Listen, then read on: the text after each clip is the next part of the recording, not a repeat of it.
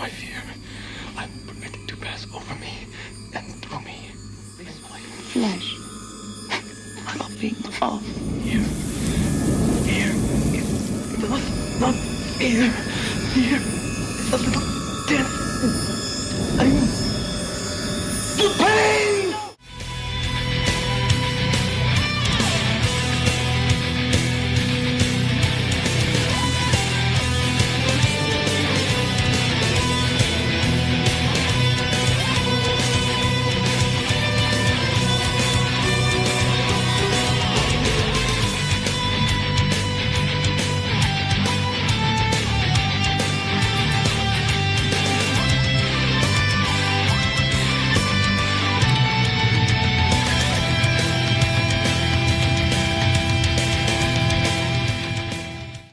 Okay. Greetings, Deadpool, Cap, and Mr. Potato Head Jr. to the 145th episode of an Unearthly Podcast, streaming live on the 10th of February 2015 and featuring the Sontaran Experiment, starring Noah Antweiler. Wait, wrong experiment. Written by Bob Baker and Dave Martin and starring Tom Baker, Elizabeth Sladen, and Ian Martyr. I am Bill Sylvia, the Man in Black, and with me are Mad Matt Winchell. Hello, who is it?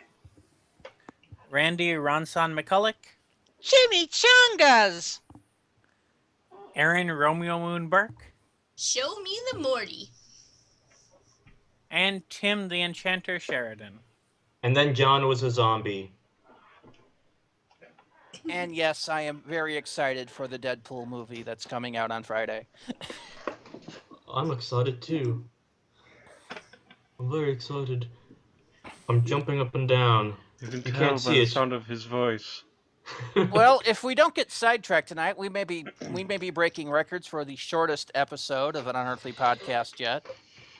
Yes. As I believe this is the first time we are actually covering a 2-episode classic serial. Which means it's barely the Yes, it same is. length as a normal one. More or less. I think technically this has 5 minutes more than a single episode of Doctor Who. But And yet less happens.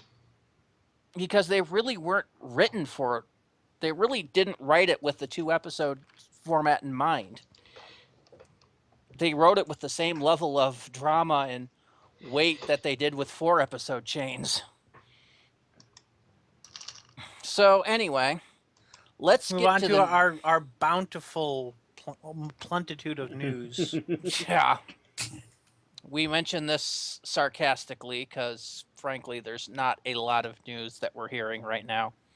We are kind of in a dead zone. We do have a couple of birthdays. First of which is Peter Purves, Stephen Taylor from the first Doctor era of Doctor Who, turned 77 today. Peter Purves, as I mentioned, was Stephen Taylor starting in...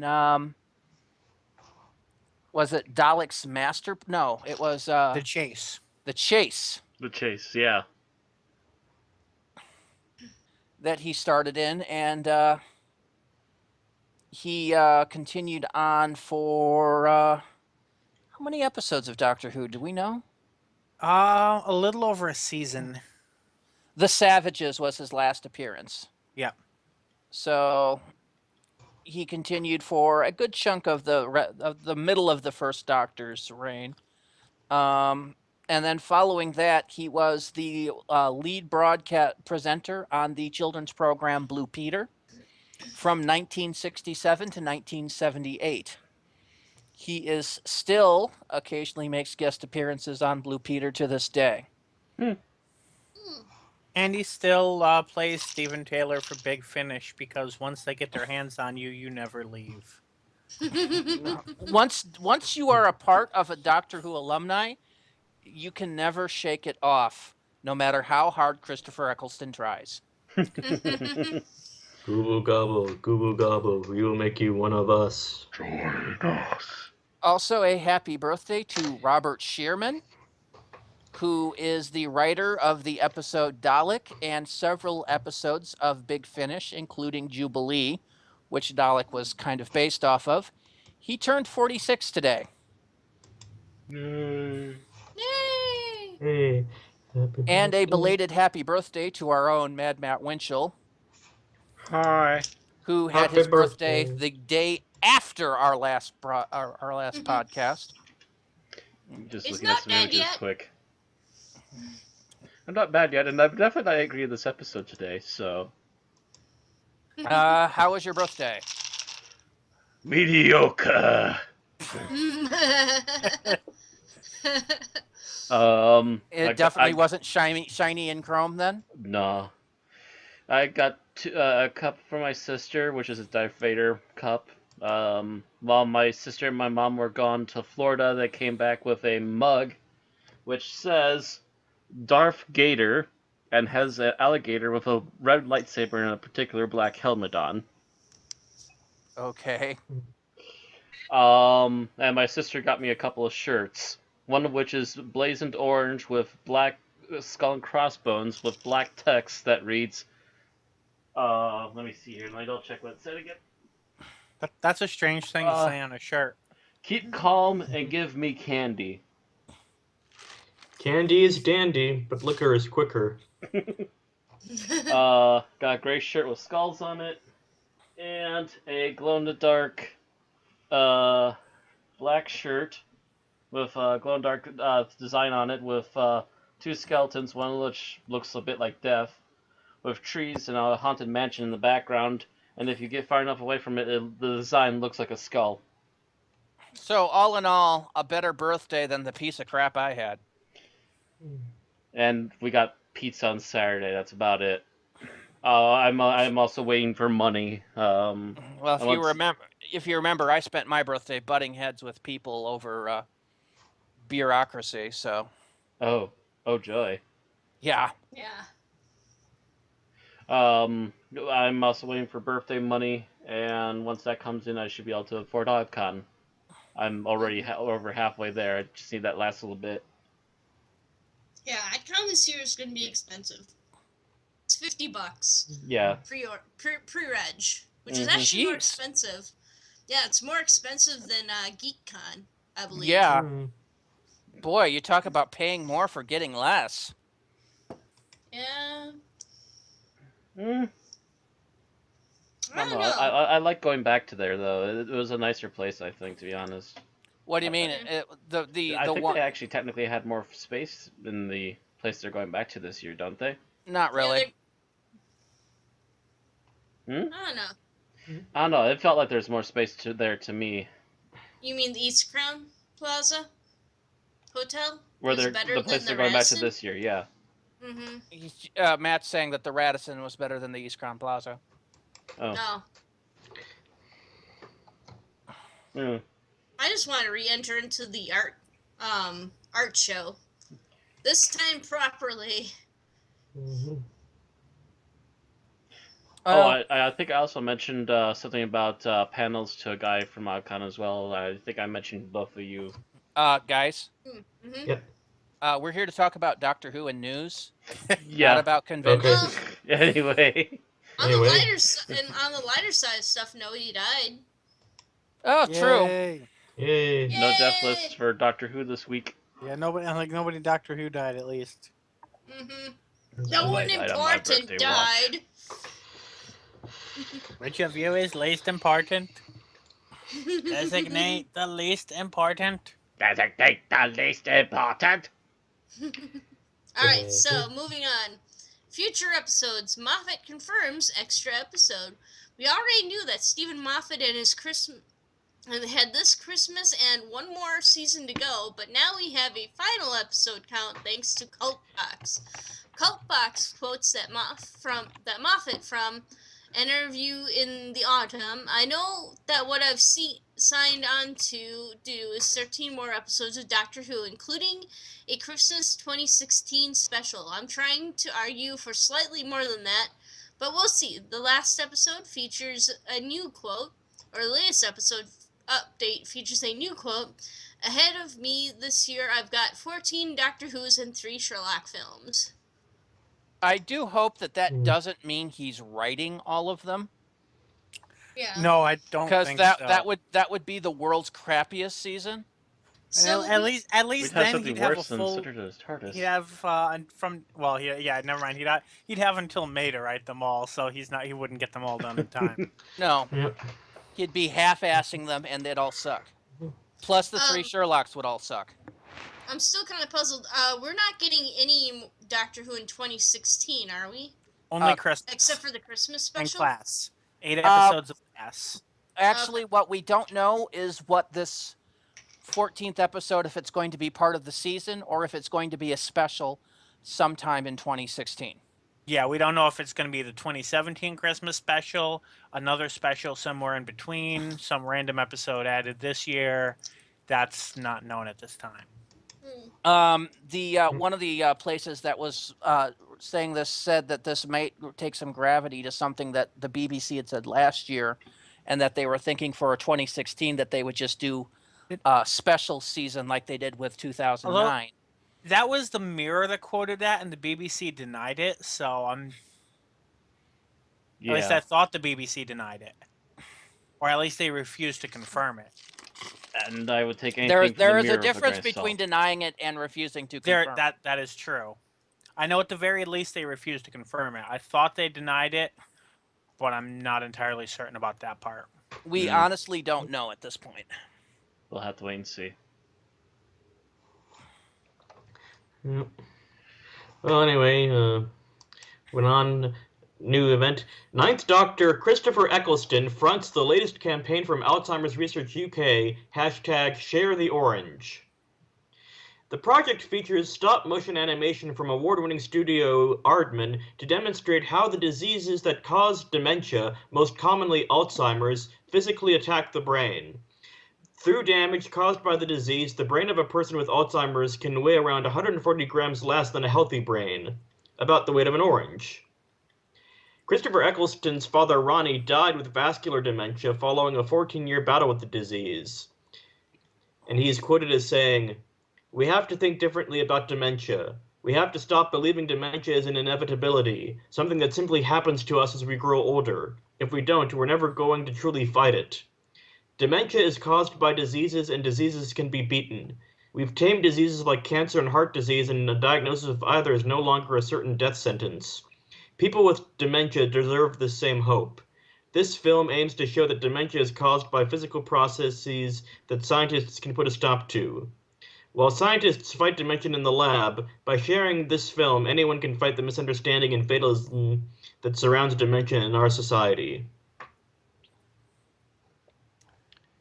Interesting. My grandfather was suffering from dementia for the last couple years of his life before he passed on. Part of me wants to say it's not called dementia anymore, but the other part of me wonders actually what they use to diagnose in Britain, because I doubt the American Psychiatric Association has as much pull over there as they do here. So, yeah, kind of curious about that now.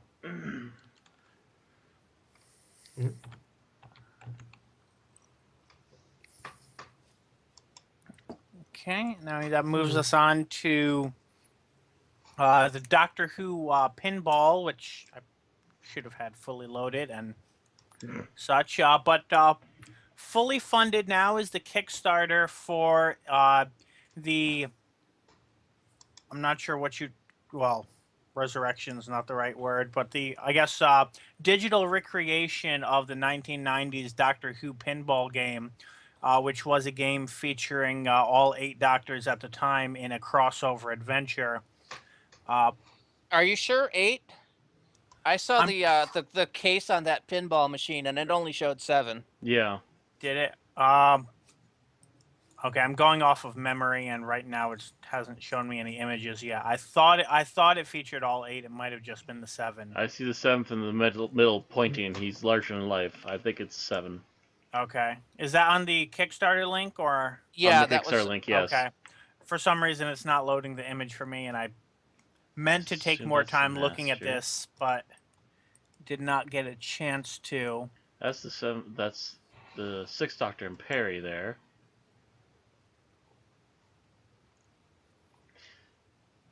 But this is through well, I'm I wish they would give some more specific information as to what the engine is, but it seems to be part of a larger game known as the Pinball Arcade, which has other themed pinball games. It does Yes. mention having realistic physics as an actual pinball table would have, rather than some of the half-assed pinball games we might have played in our past. There are perks starting actually at the pretty low rate of $7 of which is to get the Doctor Who pinball table on a platform of your choice, going all the way up through several others, including an updated version with all modern versions of the Doctor, all the way up to $1,000 tier, which earns you and 5 friends invitation to the launch party. So basically a wide variety of what, if you want to get your name on the credits, get your own copy, etc. It is open for 65 more hours as of the recording of this podcast. It's already made its goal too. Yeah, it's Yes, already it made has- its it goal, has made so its goal, pledging it so it now is would only help confirmed. add on more good stuff to this. Interestingly, I'm not seeing any stretch goals here, which would probably help them. I guess they don't need stretch goals, but They don't necessarily need it, and to be honest, not making stretch goals isn't exactly the worst thing ever, because at least it means that they're going to give you what they promised. right. I looked, by the way, at this particular thing on Steam. The actual pinball game itself is free, but it only comes with one table. You actually have to purchase the season pack DLC for each one, which comes with like 5 to 10 tables. Which But would to explain why purchase- one of the perks here is a season 6 pass. Yep. Because I can tell you right now, Steam has all of those DLCs right now, and they're like $250, and that's as on a deal, I think. Yeah, because all of them are on So, sale. in other words, it's Almost quite all a of them. deal to spend $7 and get the copy on the platform of your choice. Actually, almost all of them are on sale. Not all of them. Season 4 and 5 seem to not be on sale. Yeah, because they're the latest stuff. Mm-hmm. And I mean, these guys are taking, classic Bally and Midway pinball cases and putting them up there. There's a couple that actually interest me. One of which I believe is from like season 5 or something, or season 4. It was the Addams Family case. And my reason for liking that is the fact that used to Ooh. be in the rec center at MATC. Elvira and the Pottery Monsters, Twilight Zone, Star Trek: The Next Generation. I didn't know Next Gen had a pinball table, but That's in Season 1. yeah, I know. But no, the fact that I had like a personal connection to that Addams Family table because I used to play it a lot over my lunches at MATC. Mm. So it'd be nice to kind of have a home copy. Very But nicely still- done. I don't think the Doctor Who table ever actually made it across here to the States because, of course, at the time, Doctor Who wasn't really considered a thing in America, even though it was. Terminator table.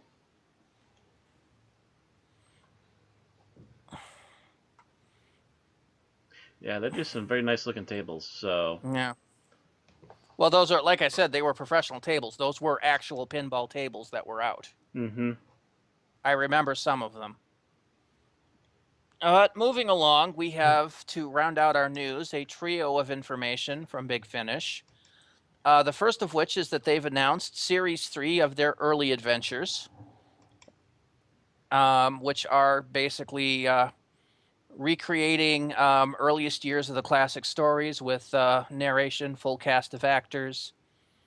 It is going to return in September 2016 with new stories featuring Carol Ann Ford, Susan, William Russell, Ian, Maureen O'Brien, Vicky, Peter Purves, who we mentioned earlier was Stephen, and Jean Marsh, who played Sarah Kingdom, though I'm raising my eyebrow at that one, while introducing Gemma Powell as Barbara, a role originally played by the late Jacqueline Hill. And in this range, William Russell also plays the first Doctor. What the Early Adventures essentially does is it's a cross between the fully narrated audiobook style of the Companion Chronicles and the regular full cast dramas. It's slightly narrated in order to ease people into the fact that the real actors are not there, but is otherwise a full cast audio drama with replacement actors for deceased doctors and companions. Season 3 begins with Doctor Who: The Age of Endurance by Nick Wallace, in which the TARDIS lands aboard the Vanguard, a deep space vessel which in turn is boarded by the forces of the military dreadnought Endurance. The crew are fleeing a race known as the Shifts, and the travelers become embroiled in this battle for survival. Guest cast includes Gethin Anthony from Game of Thrones, Andy Secombe from Star Wars: The Phantom Menace, and Rachel Atkins, The Archers. October will see the release of Doctor Who: The Fifth Traveler by Philip Lawrence, which sees the introduction of an all-new companion, Jaspa, played by James Joyce, Unit the New Series, Charlotte Pollard. The cast also includes Elliot Cohen, Beowulf: Return to the Shetlands, and Orlando James, Doctor Who: The Day of the Doctor. Robert Kahn and Tom Salinsky, who are playwrights but have also done Coalition and Kingmaker, make their Big Finish debut with Doctor Who: The Ravelli Conspiracy, a historical story set in Florence in the year 1514, in which the first Doctor encounters Niccolo Machiavelli, played by Mark Frost. This might be an actual legit historical, considering it's set in the first Doctor era. Yeah. Guest cast includes Robert Hands, who was in The Empty Child, The Doctor Dances, and Olivia Paulette, who's from the series, who was acting in the series The Thick of It, and Emma Peel in the Big Finish version of The Avengers. And finally, the first Doctor faces a first encounter with a race that will one day become an old enemy in December's Doctor Who: The Sontarans. Woo! By Simon Guerrier. Well, with Dan Starkey timely. appearing as the Sontarans. Of course. So you can pre-order the third series today from Big Finish. Each release will be available individually or as part of a subscription. The article also mentions, which I forget if we discussed this during our review of it last week, that when the Time Warriors came around, it was pretty clear that the third Doctor had already encountered the Sontarans. Or at least knew who they were. Yep. They say that line of dialogue fired up their imaginations, and this script is the result. A full-blooded war story set in deep space. Nice. I wonder if that means we'll see the Rootans, too. Of course, the other inside information could have also come from the second Doctor, who met them technically during the Sixth Doctor era. That's true. Yes, but I'm not sure if he remembered it yet. Yeah, we're not entirely sure about differential. that. Yeah. Also going on is that they have a special going on the main range of Doctor Who, numbers 51 through 100. Ooh. In celebration of Gallifrey 127, which is hosted upcoming in Los Angeles, they are now selling titles 51 and 100 from the main range for just £5 each until February 16th. So that's 50? Next Tuesday. Titles featured in this will include the entire Divergent Universe arc with the 8th Doctor, Charlotte and Chris, and a trilogy of adventures featuring the Cybermen, the Harvest, the Reaping, and the Gathering. Also, the return of Davros in both Doctor Who Terra Firma and Doctor Who The Juggernauts, which also features the Mechanoids. There are special appearances by David Tennant in Doctor Who Medicinal Purposes, Daphne Ashbrook, who was Grace Holloway in the movie, in Doctor Who The Next Life, Maureen O'Brien, who I just mentioned, in Doctor Who Year of the Pig, Katie Manning, a.k.a. Jo, in Doctor Who The Wormery, Michelle Gomez, who we know as Missy, in Doctor Who Valhalla, and William Russell Ian in Doctor Who The Game. So is she there as Joe or is she there as Iris? I don't know. Probably Iris. I don't know would when think. Iris started, to be honest. I think she'd be there as Iris. Let's see. Still, Oh, no, you could get. oh yes, she is there as Iris. Still, you can get all You are 50 dead on episodes there. for only $100 grand total. $100 or £100? Probably the same thing, but good to check on. Yeah, Yeah. they'll check on that. At least £100 for sure. Am I blind on where you saw that part? Which part? How much they are? £100. Save money. It's 5 each, and 5 times 50, 100. Oh, I got you. Actually, 2 times 50 is 100. Yeah, Right. 5 times 50 would be 250. Oh wow, yeah. Never mind. Wow. Matt fails at math. Hi, kids, Bev. I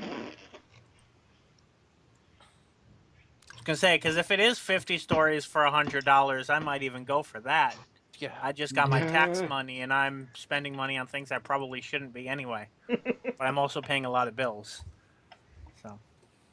Okay, and the final piece of news we have from Big Finish is an upcoming release from their Torchwood series, Torchwood More Than This.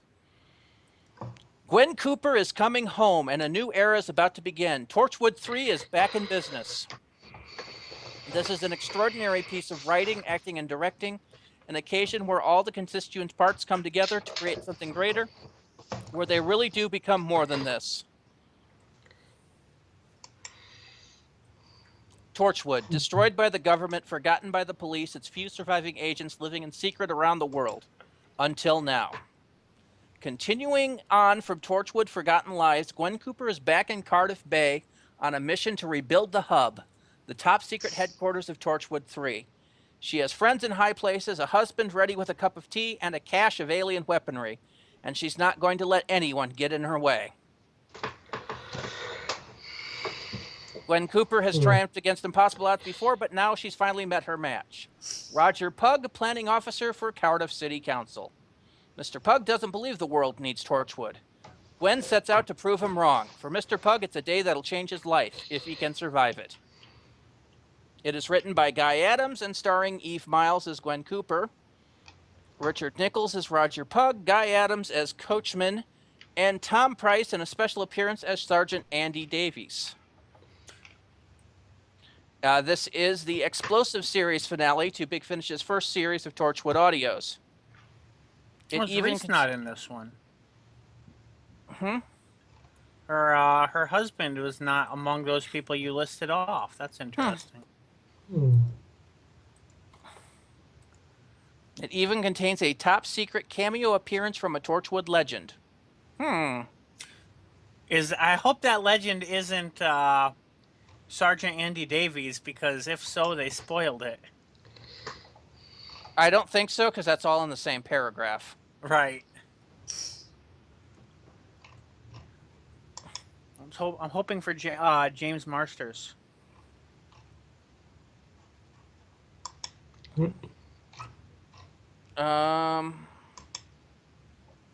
Yeah, let's see. Gwen Cooper and Sergeant Andy will both return in a much-anticipated second series, which will begin in March with Torchwood: The Victorian Age. The news story. I think we'd have covered this a little while ago, didn't we? We covered the announcement, the official announcement of the Victorian Age last week. It comes with a trailer this time, which I have not yet heard because I just read this part. But so this looks interesting. Mm-hmm. Because from this point, it looks like they're actually going forward with rebuilding Torchwood. Yep. So that's kind of cool. And that's really it for our Big Finish news. Torchwood More Than This, actually, I should mention, is actually out now. And, of course, the Victorian Age won't be out until later this year. Are they going straight into it next month? Yeah. It's coming in March. Okay. So they're literally ending series 1 and starting series 2 with You think no they gap. would take a month? You think they'd take a month off? just You'd to have a think. gap. I mean, we take a week off when we switch seasons. Even the first Doctor took a week off between seasons. Yep. Nope, not you, Torchwood guys. Back to the grist mill. Well, let's also admit We've gotta that, give- though, we've that they gotta don't give the always Welsh have the same something vocal cast every week We've either. got to so- give the Welsh something or to every complain month. about. We need something John Barrowman can return to when he's done with Arrow. Come on, John, get back into that recording booth. Go, go, go. Yep. Move. Go. Although I think if he's actually in a booth, I'm pretty sure it's wherever he's filming Arrow anyway. Yeah. What you think he's phoning in his? They we did explained mention this, they did mention, and I think it might have been the BTS for the conspiracy that he was doing it long distance. Interesting. I wonder if that means that he records it in the booth and then they send the audio file to them. Because trying to do it over something like Skype would be atrocious. It's possible, but I feel like they said the director was in communication with him while he was recording, so I'm not sure. Yeah, I'm not sure on all the details, just that they were apparently talking live while recording, so. All right. Well, that's all the news that's fit to print. Yep. There is some, with it being, the big commercial season of the year, there is some news from other sci-fi outlets. I know Star Wars Episode 8 has begun filming, and I believe this year's movie, Rogue One, A Star Wars Story, has completed filming. And is in post now? Yep. Deadpool. Do you remember when a Star Wars movie took 18 months in post? Yep. That's why they aired 3 years apart. Anyway, you were saying, Bill? Deadpool had a trailer. Did anybody manage to catch it yet? No. Nope. It's so close to the release of Deadpool that I'm pretty much just going to wait to see it in the theaters at this point. That's fair. I think when episode 7 was coming out, I think I stopped watching trailers about a month and a half beforehand. I do recall, though, that I saw a South American commercial where he was technically advertising something, and you got to hear Deadpool in Spanish. Probably advertising a chimichanga stand. Yeah, probably. And I was gonna that's the one thing with Deadpool marketing. You can trust that whatever they're doing, it's probably not spoilers, and it's probably just an additional comedy routine. That's technically what it turned into, because he had his hands full of all kinds of stuff, and then he couldn't go, so he sent some other Mexican guys after the criminal.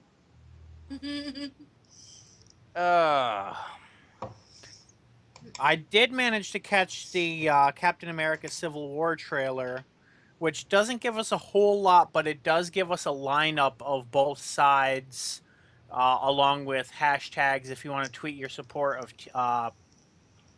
I think it was Team Cap and Team Iron Man, where Cap had his two proteges, Wanda, Ant-Man, and Hawkeye, and Iron Man had Black Panther, War Machine, Black Widow, who's probably a double agent. I feel like there was somebody else. Which are you, Jacob or the vampire dude? Jacob or Edward? Yeah. Spider-Man did not appear in that trailer because they know that's what everybody's waiting to see. Yep. Somebody made a joke about how Luke Skywalker was pretty much absent from the Force Awakens marketing. So I said, yeah, the movie's going to end with Wanda holding a web shooter out to the new Peter Parker while he stands there with his mouth open silently. Yeah, possibly. We'll see. We'll see where it goes. It's kind of the whole Spider-Man thing is kind of weird because of how they managed to get a hold of him. So I have no idea how, at what point they're bringing him into the story. If it's going to be, hey, I'm just learned I'm Spider-Man, or I've actually been Spider-Man for a while and we've never reported it. Right. Well, they're bringing Black Panther into this, and he hasn't even gotten his own solo movie yet. I think they're playing that in the next year or so. Mm-hmm. Yeah, I think it's next year. It might be this year, but I think it's next year. No, it's definitely next year because I have a list of movies coming out this year somewhere on my computer, and he's not on it. Speaking of which, I saw an honest trailer for Ant-Man, by the way. Mm-hmm. They ended on this trailer of, wow, this one's really crazy. They can't get any stranger than this. All of a sudden they stop and there's an image of Doctor Strange. Oh. I'm still on the fence about Doctor Strange. I've seen him in the full getup. I'm with I'll it. admit, he looks the look. It's whether Cumberbatch can act his way out of a paper bag. Because yes, some people say that they've seen him act and it's well. I remember watching him from Star Trek Into Darkness and going, "Oh my God." I think Into Darkness was a bad movie to begin with. Whether or not his acting was forced to be wooden. It wouldn't matter or not, though. I mean, I've seen people in horrible movies that just went, full bore. Let's go for the ham. I thought you liked him. I thought you liked him in that because he was like traditional Noonien Singh. No, he was nothing like traditional Noonien Singh. Or whatever, Singh. Traditional. Not Noonien Singh. He had, I think, all of 2 lines that were reminiscent of traditional Khan. The rest of the time, you could have replaced him with William Hurt. Would probably worked better. I thought you liked him. I thought you liked him. Nope. I think he liked him in The Hobbit. I'm so on him in The Hobbit. Really, I think the best acting I've seen from him was playing Smaug, but it was during one of the final episodes of the Colbert Report. Where Colbert interviewed Smaug. And that he was hysterical on. His Smaug was okay, but I mean, it's no better or worse than any other Smaug I've heard. So yeah.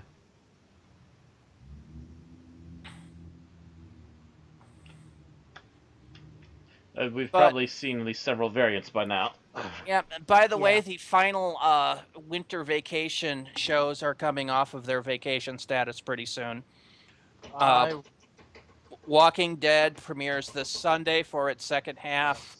Gotham. I think still has, isn't it the 3 Mondays from now? Yeah, it's the end of the month because currently in Gotham's place is the X-Files.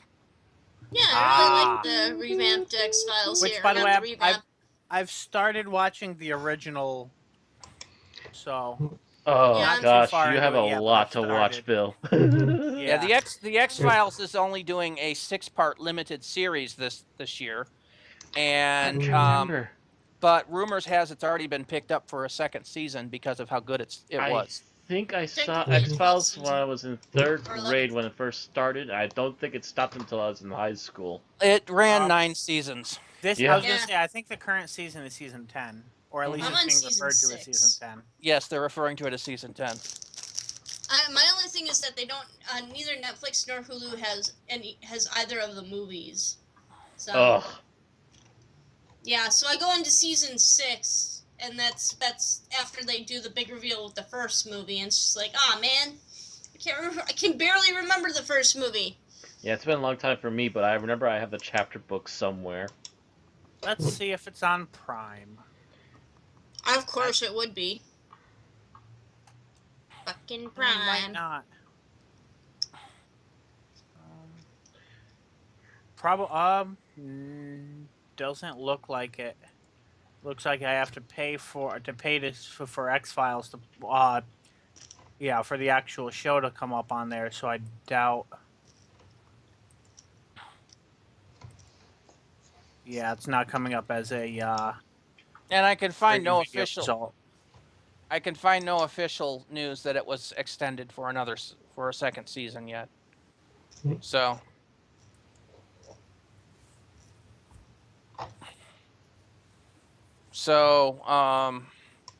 anything that we've heard on that is simply rumor and hearsay. Yeah, as of right now. But yeah, Gotham's coming back on the 28th. Archer is coming out next month, and Game of Thrones I think is coming out next month. No, April Game of 25, Thrones actually. saved. April. So yeah, Archer And in March. I Game do of Thrones intend to be caught up by that point. So I'd like to be, but I'm going to be in the midst of my job, so I may not be. But I think I'm going to double check here tomorrow, and I might erase those 10 Game of Thrones episodes that we had on the DVR from last year. I may erase those if we can just grab them off of HBO Go. Check first, please. I Yeah. plan to check first. Okay. I'm not that dumb. Yeah, I know. He's not the doctor. He's done some pretty dumb stuff. Guess nothing that dumb, but yeah. Okay, so I accidentally caused a split in reality, causing alternate versions of us. Don't blame me. Never. We never blame you. Still more exciting than the serial we were supposed to review for this week. In the alternate reality was Bucky named Falcon. Bucky Falcon. Mhm. Oh wait, are you talking about our cat? Yes. Oh, okay. Possibly. He's still on his Captain America kick. Oh.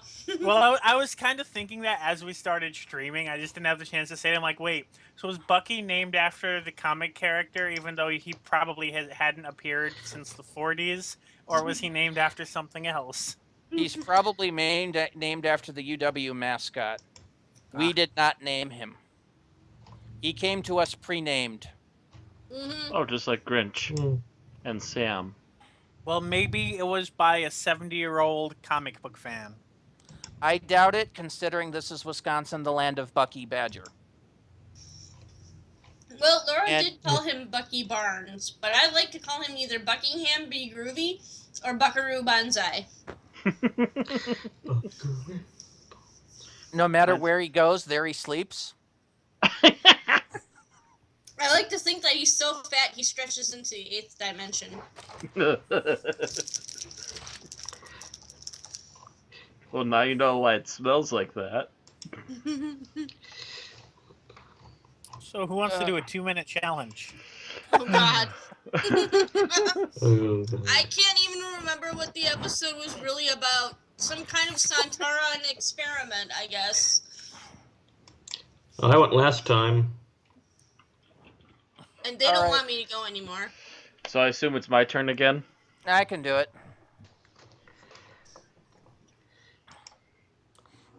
Rock, paper, scissors? Now, just start up the stopwatch, Matt. I think I got this. Okay, I have it ready. All right. All right, 3, 2, 1, go. So the Doctor, Sarah, and Harry appear on the planet Earth. The Doctor proceeds to then do some maintenance to the receiving platform and immediately tell the others to buzz off. They wander around, and Harry falls down a pit. Sarah goes to get the Doctor, but while they were gone, the Doctor's captured by some people that aren't supposed to be there, and when she comes back, all she finds is the screwdriver. Going to find the Doctor, she runs into another person that shouldn't be there, who's all insane, and together they rescue the Doctor from these people. She sends him back to go look for Harry, and then he falls down a pit. Before Sarah and the guy could do anything, they're captured by this big probe thing that the guy is scared about.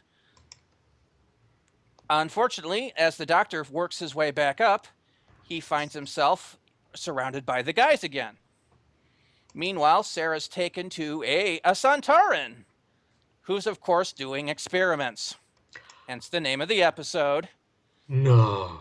He kills the one guy because he experimented on him before, but he's really interested in Sarah since it's his first time seeing a female.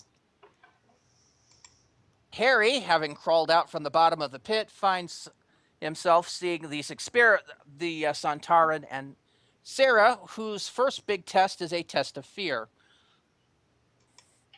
The Doctor, meanwhile, has tried to convince his captors that he's no threat, but is promptly killed by the big probe thing. The Doctor manages to escape and manages to eventually rescue Sarah from the fear experiment He then proceeds to have Harry mess around with the Sontaran's pod, and when he goes to recharge, he crumples and dissolves. The surviving people then basically wait for the return of the rest of the people from Nerva, and the Doctor, Harry, and Sarah beam away into the next serial. End. Wow. You got that in 2.00.84. I'm down by 84 hundredths of a second. Fuck. So close. How will you live, friend? How will you live? So close. You could I- If taste only you, it. if only you hadn't Very said the well. word end. If you hadn't said the word end, you would have gotten it. I'm still thinking that's close enough for government work. I actually stopped it just before he said end because I figured he was done. I still think that's close enough for government work, so... It's close enough for the government. It's close enough for us. All right, let's get this over with. Oh God, Yeah. this is Name gonna something be from the interesting. episode that you liked. Oh, God. Something that I liked. I liked that it at least kept it short enough to get to the point. Short, sweet, and to the point. It only took 2 hours, 2 episodes, and they could have literally padded this thing for 3 if they wanted to, but thankfully they didn't. Mm-hmm. Well, technically this was originally actually scheduled to be bundled in with Ark in Space. That would have been interesting if they had if they had worked the Sontarans into the Ark in Space. Yeah, that but would be they interesting. but they decided to separate it into 2 separate serials because one was filmed entirely on set and the other one was filmed entirely on location. Yeah. Have it be that the Sontarans were exploiting the Wasp people or whatever, or it could be the other way around. The Wasp people were exploiting the Sontarans. Actually, as far as I know, they were just going to this was supposed to be tacked on to the end of the Ark in Space. So it was going to go from the ending of the Ark in Space would have been episode 4, and episode 5 and 6 would have been down here. But Story arc in space. and the inclusion of making it a Sontaran was completely budget saving, so that they could reuse the mask and stuff from the previous season's Time Warrior. Well, at least the Doesn't look majority like of it. this. Because Yeah, they, really Which look they like it. actually lampshaded. I'm guessing that somebody remembered the line that the Sontarans were all clones, and they're like, yeah, we can do something with that. well, it's also because the fact that the Ark in Space, the budget was pretty high for that set. Yeah, all that bubble wrap. Not the bubble wrap monster, the actual set. Because remember, they spent all the money on it so they could reuse it later in the season. True, because they used it. Yeah, they used it for. Revenge of Was the it just- Cybermen. Yeah, I was just trying to think. Or I guess just the 2 serials. I was. They Thinking were there planning on a third one, but it never Mhm. materialized. I'm sure they could have easily dissected that thing and used parts and bits. Anyway, Tim, what did you like about the serial overall, in general? In general, the grass looked nice. Ouch. The rocks, the The, tree. the rocks, the trees. It was some nice outdoor settings. Nothing about this episode stands out to me. We'll get to your qualms later. Okay. The thing is that he can't remember anything good because there's nothing really that stands out. Yes. Where was this filmed? Duh. It wasn't raining. I was kind of lost at the beginning. Oh, that's because Uh, we haven't actually reviewed the Ark in Space So was yet. Harry. Harry was extremely confused, and Sarah was Sarah just was kind of upside down. meh. Let's Oh, I thought Tom Baker was good as always. Ah. This is actually his second serial filmed, because they actually filmed this before Ark in Space. Makes sense because I know they did Ark in Space and Cyberman back to back. Mm-hmm. Because obviously the set. So he did a very good job, especially considering the fact that he had no clue what happened before this happened. Especially since he broke his collarbone. Yeah. Really? Yeah, he broke his Yeah. collarbone during one of the stunts. Where he Oh, I got bet you kicked it's by fallen to the pit. Sontaran. The entire serial was filmed over 7 days at Dartmoor National Park in Devon. Mhm. Okay, so in Dartmoor. That would make sense. Dartmoor is exactly what it sounds like. It's a moor. If it was... Yes, it's actually the famous moors. As in, like, Hound of the Baskervilles moors. Mm-hmm. Beware the Moors. The major location was Hound Tor, so I guess that's a Hound of a Baskerville. The Beast of Exmoor. All right, so we're down to you, Bill.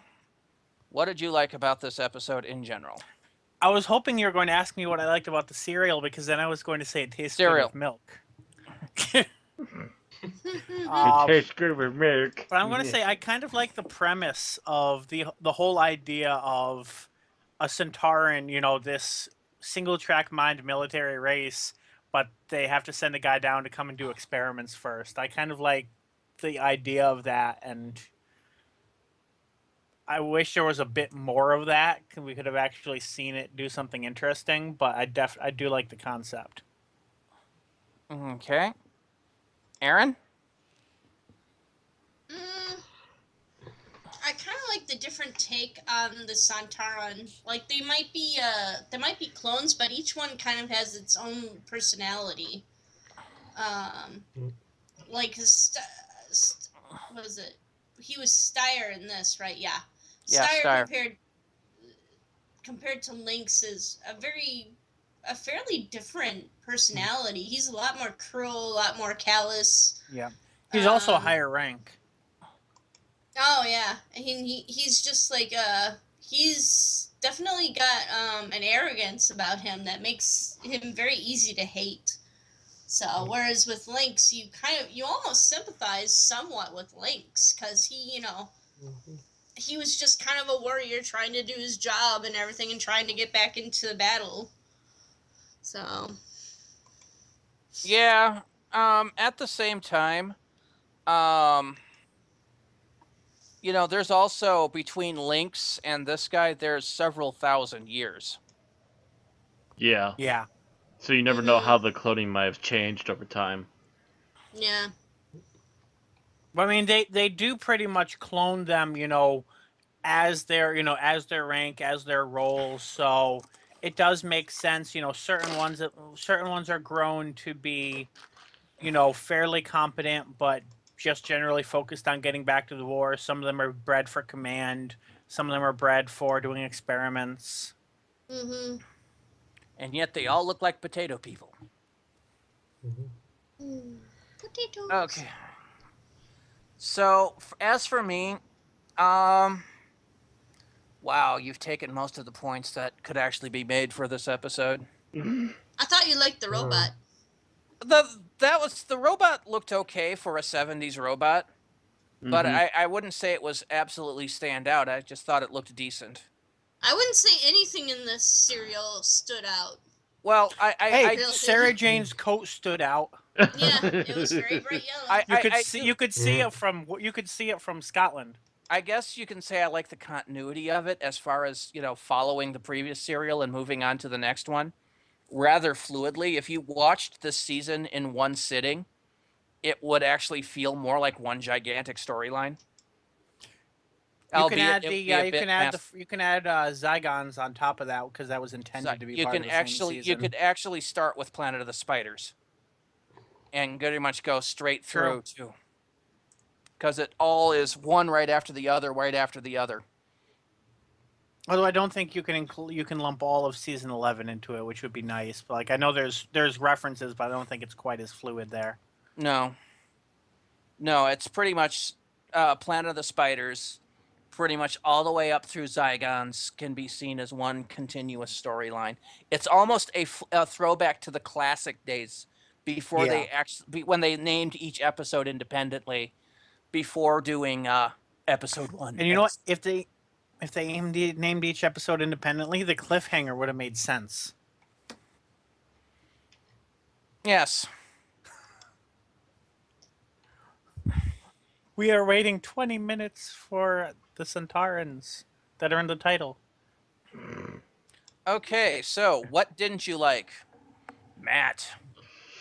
I'm not sure what is with this particular Zygon. I'm not sure what the behind the scenes was, Zygon? or Sontaran. Wow, you mentioned Zygons and my brain went sideways again. I'm not sure what's up with this particular Sontaran, but he's not the same color of Sontaran that would come before or after him, which is really odd. It's kind of like the makeup might have been rushed a bit. He's very pale. Yes, he is extremely pale compared to other Sontarans. They get paler next time, which makes me think that the paint in the suit might have been in the mask might have been deteriorating if they kept using the same mask. I could have sworn they were darker next time. Next time is Invasion of Time, right? Yeah. Yeah, definitely not darker there. It doesn't seem to be the same mask though, because Yeah, it's not the same mask because it's not. It has more features to it.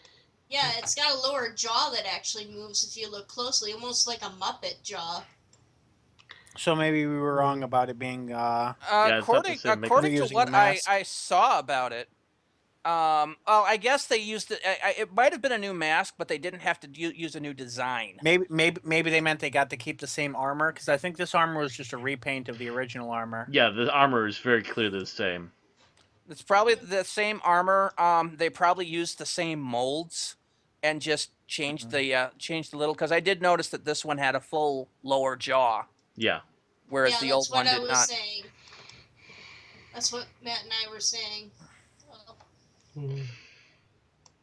So it was more along the lines that they already knew what the alien looked like, and could make a new mask based on that. I imagine the mask is the cheapest part of it. Yeah. Probably. Also, the part that looks the oddest, considering how the Sontarans normally look.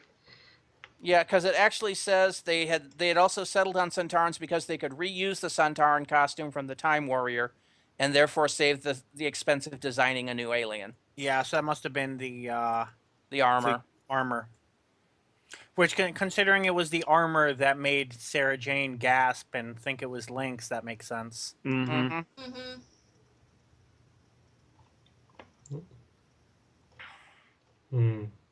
All right.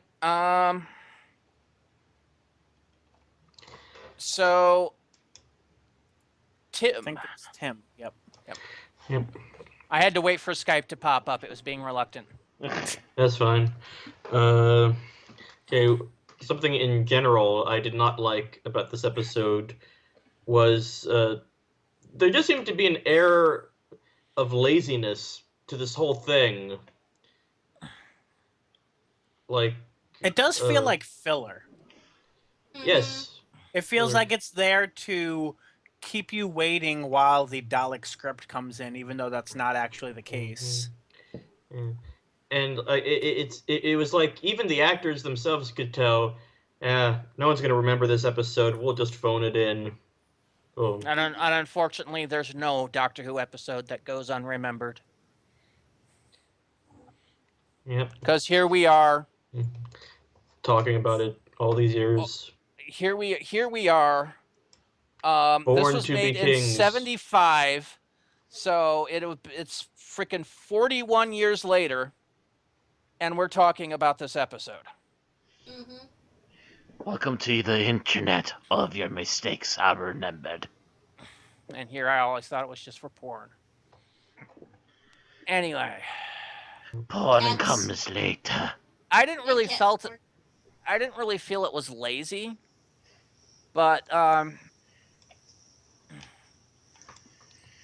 don't know. It wasn't so much that it was lazy, but it was just kind of this thing they added in very quickly that was done cheaply so they could fill in time. Or in other words, filler. essentially a 2-episode fluff. Mm-hmm. It's not all bad, but still. Yeah. Just because it's fluff doesn't mean it's bad fluff by any stretch of the imagination, but it is fluff. We certainly saw enough fluff in the Dalek Master Plan. You want to talk about bad fluff? Oh my god. This, by the way, is the first 2-part serial since 1965 and would be the last until 1982. Dang. Yeah, the first one was The Rescue, and then 1982 was Black Orchid, which we'll review at some point. Of course, The Rescue is followed the following season by a 1-part serial with no doctor. Yeah, that one's kind of questionable of whether it's really Which just we a prologue. we actually skipped that one in our Dalek run because it's kind of short and there's no doctor. Mm-hmm. Okay, so Bill, what did you like least? The pacing. The first episode feels like, yeah, let's wait until the second episode gets here to do anything. And then the second episode's like, yo, we need to hurry up and end this thing. Let's move. And it's you never get a chance to actually watch the serial. Mm. It's All a right. theoretical serial. Aaron? I actually disliked the location shooting. Really?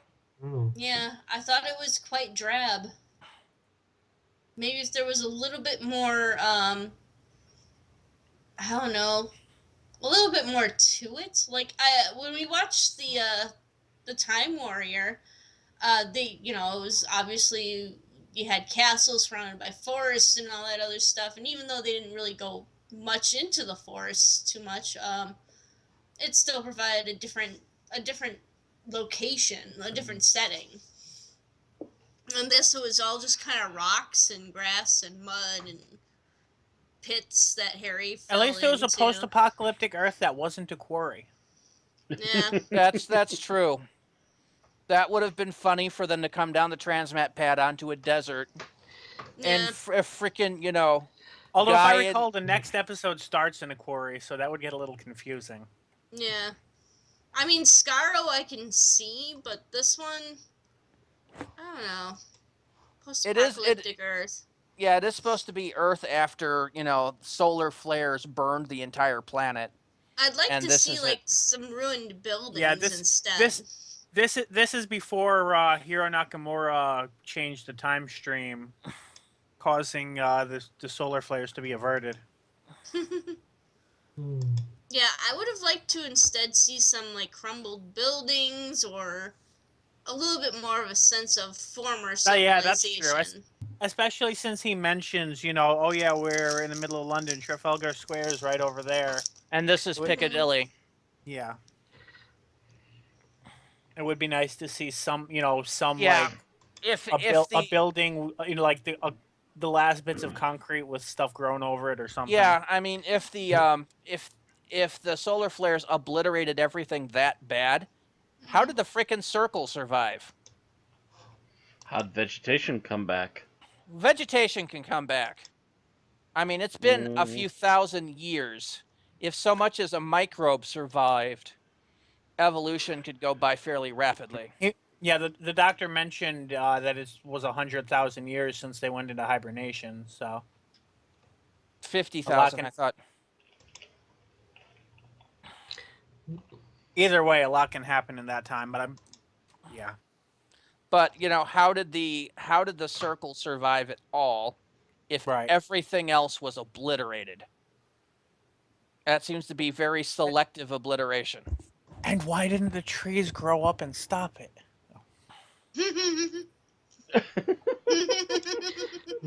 Oh, God. Moffat, you're fail-safes. They only protected us once.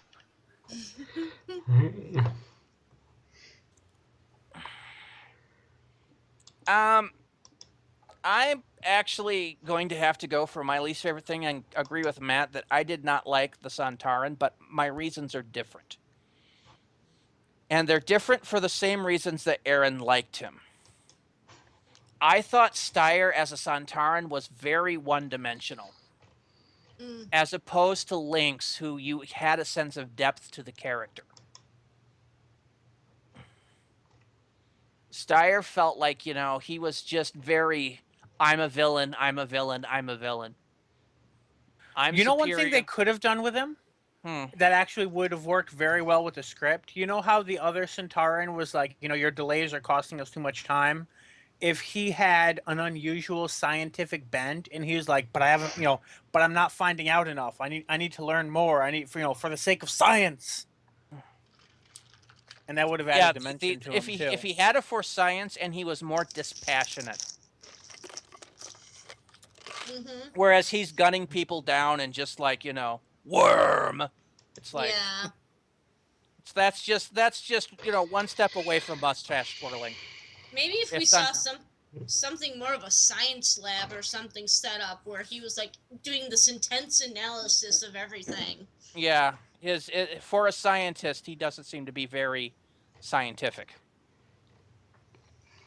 Maybe that's his science is Sontaran skit. It might be. That's horrifically thought. That's a horrible thought, especially considering they're spaceships. Yeah. All right, so scene that you liked, Matt. Oh, scene that I liked. I'm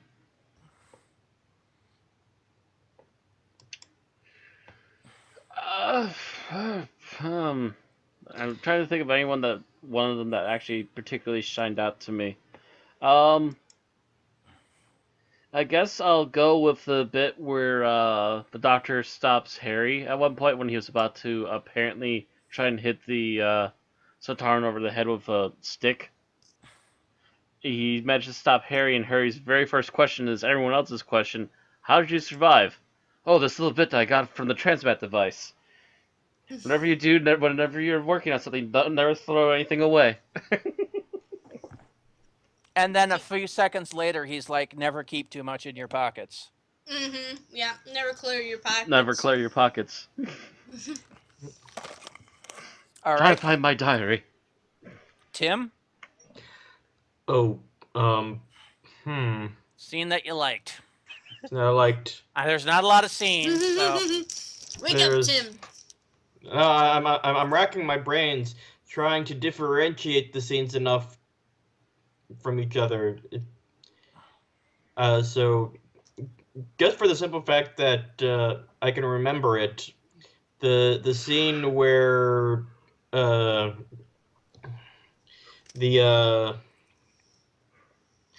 Sarah Jane is being experimented on. The fear experiment. The fear experiment.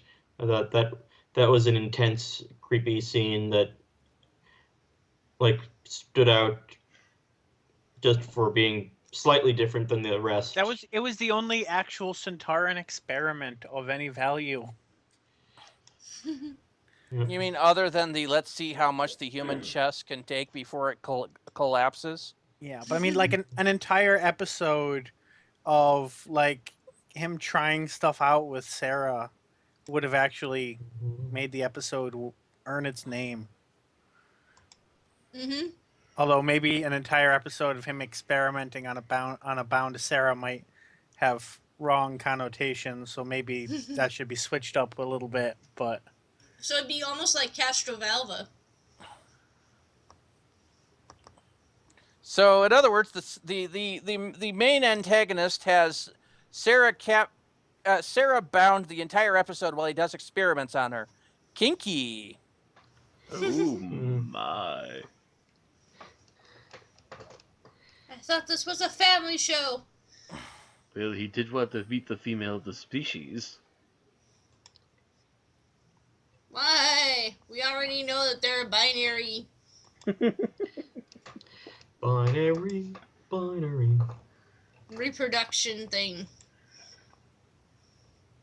I can't remember my biology. It's the internet. It exists. Rule 34, Aaron. Rule 34. I'm pretty sure there's a picture out there, Matt. You should look it up. God damn it, no. show our audience what we're talking about. Please, we do try to keep to a certain rating level. Rule 34, Sontaran. Oh, We do? boy. Yeah, we do. I just swore earlier, and no one seemed to notice. I'm pretty sure. I'm pretty sure showing people Rule 34 pictures is not going to be on our list. Oh yeah. I I'm think pretty Twitch sure and that YouTube would might- actually get us kicked off of Twitch, actually. Yeah, it might. So no more of that, please. But if Safe Search is on, you can search for Rule 34. Don't even go there. Okay, so where were we? Whose turn was it? Because Aaron just finished, so it's your turn. Okay, so what I liked was the scene in which the spacemen are questioning the doctor. And of course he's telling the truth, but he's telling the truth in the Tom Baker way. All smiles, and it just hit me as, being absolutely kind of very Tom Baker. So, scene you didn't like. I love how you skipped me, but I think I actually have one that I'll kind of mention. Okay, go ahead. Somebody told me that Aaron went, so I went. No, actually, technically, you skipped me too. Matt just assumed I went. Weren't you going on about what you were No cookie. Wasn't she going on about something that she didn't like? I would say she was. The scene I enjoyed the most was the bantery bit in the beginning of just Tom being Tom and Sarah Jane being upside down, and while Tom does his thing, and it didn't stand out compared to other serials, but it's Tom Baker being Tom Baker, so it is kind of a good scene. Yes. I like the scene where Tom goes for a tumble. Tom goes for a tumble. Yep, and then after that you see, in almost every scene he actually has his arm is looped through his scarf, like in a sling, but he's trying to hold it in a way that you can't really tell. Or you can't really tell he has a frickin' collarbone brace on. Mm-hmm. I know those things. I had to wear them 3 times. Yep. All right, so scene that you didn't like. Oh. Wah, wah, wah. So many to choose from. Not really. I can't go with that. I have to say I didn't feel like there's a major threat for a single moment while they were doing the whole let's do the experiment where we see how long it takes to cave this guy's chest in. As far as I was concerned, those guys literally could have let that thing go and kill the asshole that sent them into this trap in the first place, like any minute. He would have really deserved it. Well, to be honest, though, he had kind of been captured and let go, but he didn't really. I don't know if he remembered it or not. No, he obviously knew he was let go because as soon as the Sontaran says they're all going to be experimented on, he's like, "No, you promised." Ah, yes. No, he was a complete and total asshole, and he sold out his people. So in hopes of himself getting out jack free, but that didn't work because Sontaran says "fuck you." Mm-hmm. Mustache twirling. Okay. So, Tim, how about you? What did you like the least? The scene I liked least, now that I think about it, was the scene where Harry is in the pit and Sarah's looking down at him, because it doesn't look like he's in a pit, because it looks like they were trying to cheat with the way it was shot. Because I don't believe that what Sarah is looking down at is the same thing that Harry is in. Where he's like in a cave or something. Yeah. I didn't really see it that way, but that's, your opinion, and you're entitled to it. It mostly might have been the fault of a bad camera shot. It really looked like she was looking up a ravine, really.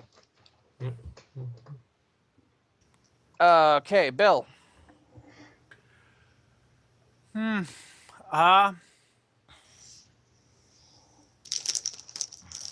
don't know if any scene is powerful enough to be a least favorite scene, but I guess I'm going to go with, well, I mean, the one that's just stood out as dumbest the most is the cliffhanger, because they sacrificed the pacing of the serial for a cliffhanger, which the cliffhanger was revealing that the monster from the title of the episode was in the episode.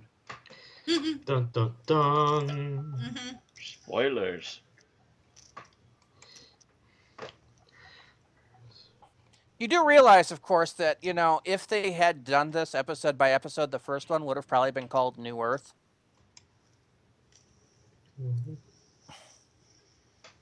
That could work. Of course, that would completely have blocked the episode titled the same.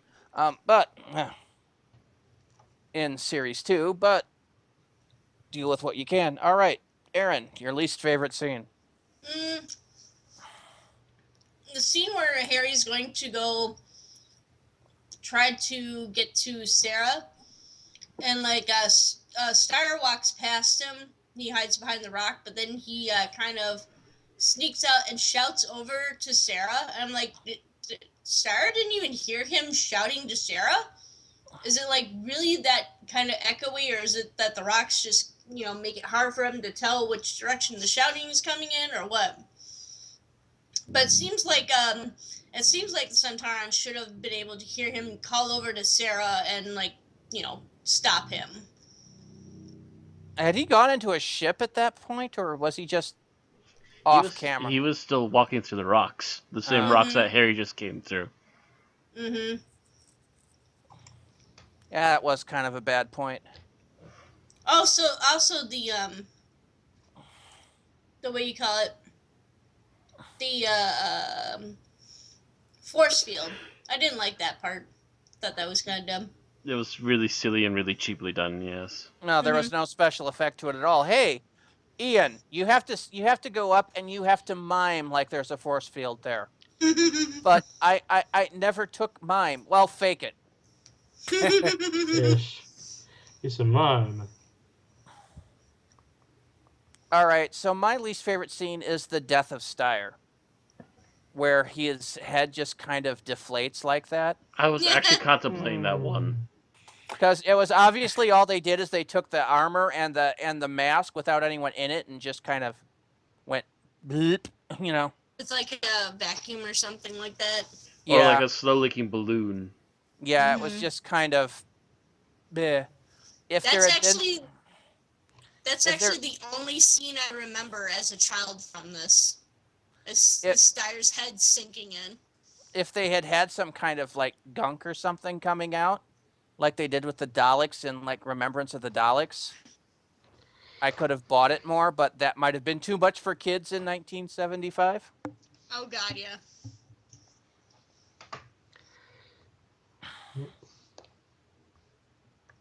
All right. Well, anybody else have anything they want to add? Because we are way ahead of schedule. The toys look nice. The toys look nice. Oh, look at that. They even have Sire with corrected skin for being a Sontaran. But the toy is the correct shade. They have a toy that's the shade that the episode actually... Actually, you know what? Maybe that's a Time Warrior next to Sontaran Experiment, maybe. Let me have a look. Yeah. Yep. Okay. So one is Lynx and one is... Sorry, yeah. But the ship is very obviously the same. They just repainted the door and they switched out the head, and otherwise the costume is the same too. So maybe their scientist class is pale. Boop.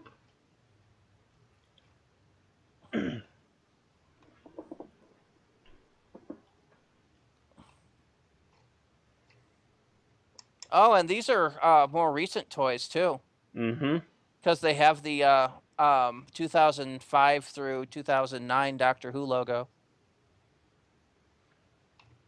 Mhm. Where's the logo? I actually just did a search for the Sontaran Experiment toys on Google Oh, okay. Oh, and looking up images so I can see the boxes and I can see the Doctor Who logo.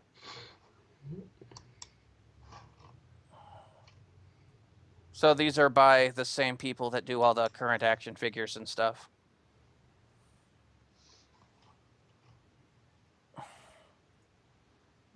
let's face Wow. it. Pretty much the main reason anyone ever remembers this is because Tom Baker was in it, and it was Sontarans, and it was the first time they came back.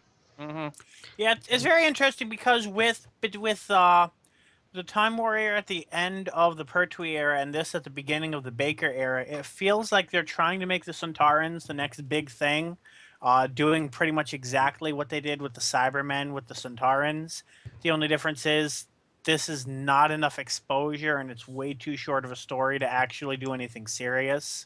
That's not what they were doing, though. They just used it because they had access to the stuff, and the stuff was only a year old, as opposed to, I mean, look at how dated the frickin' Cybermen looked from the serial Two Things Down. But yet they do seem like they're still trying to do things with it because then you in about a season or so you get the Rutins, and then about a season or Actually, about a it's- season it's- later you get Sontarans again. It's 2 seasons later before we see the Rutins. Because we'd see the Rutins in Leela's first season, the very end of Leela's first season. So Did Sarah Jane had 2.5 or 3.5? Sarah Jane would continue through Zygons, and I don't remember if I just think can't remember what season Hand of Fear was in. I can't remember off the top of my head either. Hang on, I'll look for it. Terror of the Zygons was in series 13 or season 13, which ended in Seeds of Doom, which means that she went through to season 14. Okay. Which started with Mask of Mandragora, and then the second episode was Hand of Fear. So it's a little under 4 seasons, yeah. And then of course it's another half season before Fang Rock comes around. It's actually more than that because you had Deadly Assassin, then you had 3 episodes, Face of Evil, Robots of Death, Talons of Wang Chiang for season 15. And then season 16, you've got Fang Rock starting that season that ends in the Invasion of Time. Yeah.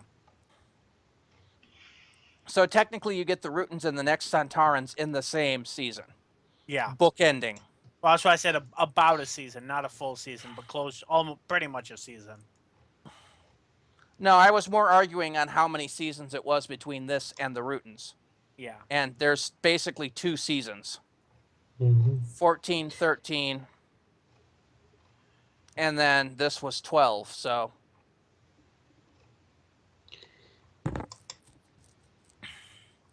So, no, really the use of the Sontarans in this was simply a budgetary decision.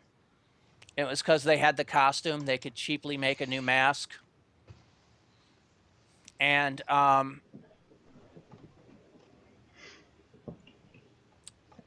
that established them so, a few seasons down the line when they thought, hey, we've had this aliens we've used twice. I wonder if they thought this was going to be a 4-parter, but Genesis got too big. No. Or if they really planned this to be a 2-parter, because... No, they had planned it to be a 6-parter with Ark in Space.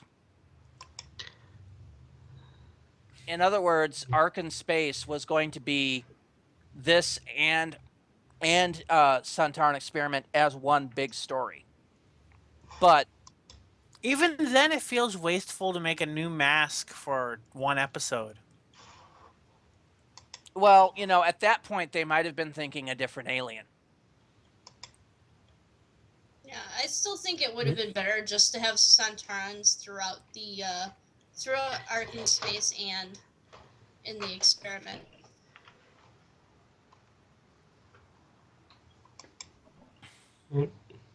I mean, I would love to go back and ask the writers, but I think they're all dead by now. Because I believe this was the era of Terrence Dix, wasn't it? Terrence Dix or Robert Holmes, and both are deceased at this point. I know this was Baker and Martin wrote it. Bob Baker, Dave Martin. This should have been they're alive. This should have been Hinchcliffe and Holmes as the overseeing team, though. I think Holmes is dead. Yeah. Dave Martin is dead. Not sure about Hinchcliffe. Hinchcliffe is still alive.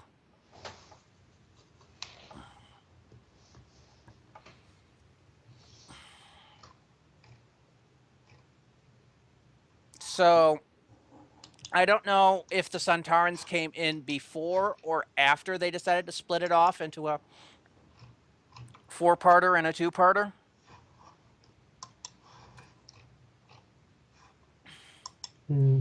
If that was the original, it might have been that the Vern were added because the original concept was the Sontarans pinching people from the station, but I don't know. Maybe they didn't think that worked as well.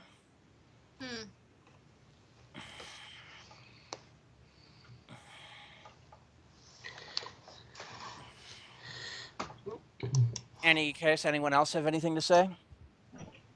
They have a lot of Tom action figures. Yes, I noticed that. He's very yellow. Anyway, let's move on to our final thoughts. So starting with me. Mm-hmm. The idea of it is really interesting. Sadly, they didn't have enough time to really encapsulate the full spectrum of the idea. What we get instead is a almost forgettable rush through 2-part story, which understandably after seeing what this turned into, it's kind of understandable that they would never want to do another 2-parter unless they had a really good idea. And yeah, you can kind of also tell from time to time that they were obviously doing things on the cheap as much as possible.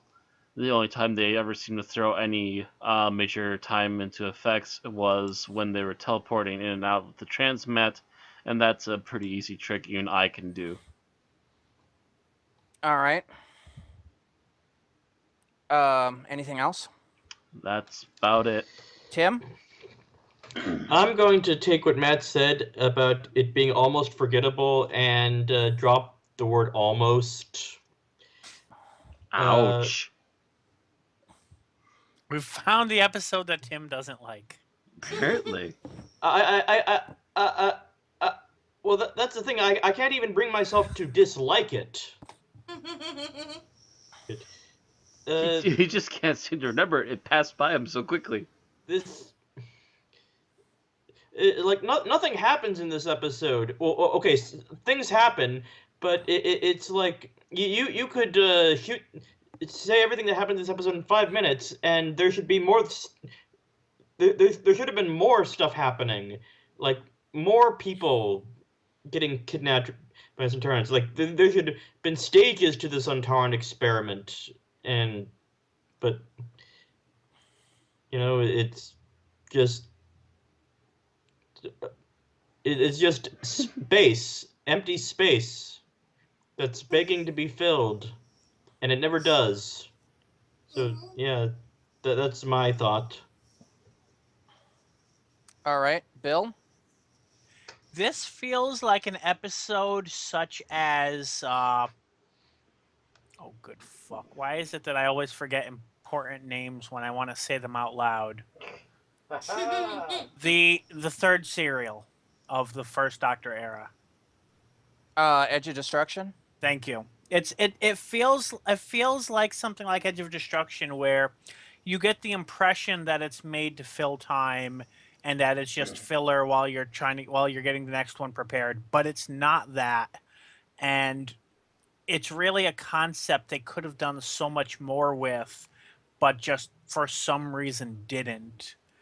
And it's kind of disappointing because they just, even watching it, I mean, there's things they could have done with the script to make it work better with the space they had, or they could have made it bigger and for some reason chose not to. And altogether, it's just a disappointment. And even though I compare it to the Edge of Destruction because it feels like filler, it's a two-parter and such, but it doesn't have the weight of something like Edge of Destruction. Which, by the way, I think we left out. When we were talking about the first two-parter, because I think we said the rescue was, but actually, No, Edge of I said the Destruction rescue was the previous. It was the part. previous. Oh, okay. I thought you said it was the first also. No. I must have misheard you. All right, Aaron. I nearly fell asleep, which is kind of how I felt like watching the serial. So, while I kind of like the overall continuity. Is it me or like is Aaron Superman turning mentioned. into a Cyberman? No, I she's see turning no- into a Cyberman from here. So From what? you were breaking up pretty badly. I'm laying on my back, so let me see here. Eh. How's that? Better. Better? Okay. Yeah, the USB cord was getting kind of futzed with. I had my foot underneath the blanket. Alright, anyway, so, I do like the overall continuity, kind of the flow of everything, that the serial fits into, but the serial itself just doesn't stand out at all. There's like nothing really that is a must see for me. So, other than Steyer's head deflating, that's really the only thing I remember about watching this episode when I was a kid. So, and I thought all Sontarans' heads did that when they were killed. Might add that deflated with a very silly woo sound.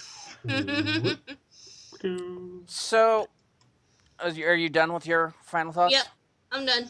So, the Sontaran Experiment is part of a 6-part serial that was split off into its own serial, and I don't really think it was given enough to stand completely on its own. No. Really, you could compress the Sontaran Experiment into one episode with the amount that it was given, and had one decent 30-minute episode that kind of got stretched out for 2 episodes and didn't need to be. But for what is there, the acting I thought was decent. It was nice to see the Sontarans brought back as a recurring villain. Although I did find the portrayal of the Sontaran to be one-dimensional and a bit off. Other than that, I have no real issues with it, but it doesn't, as people say, stand out on its own. So, we go to our ratings. Matt, you are first up to rate this.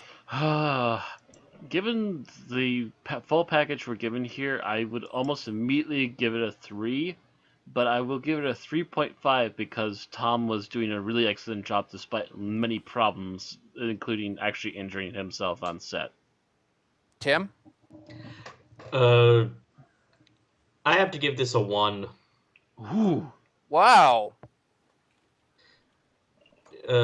Because I give 1s to things I actively hate.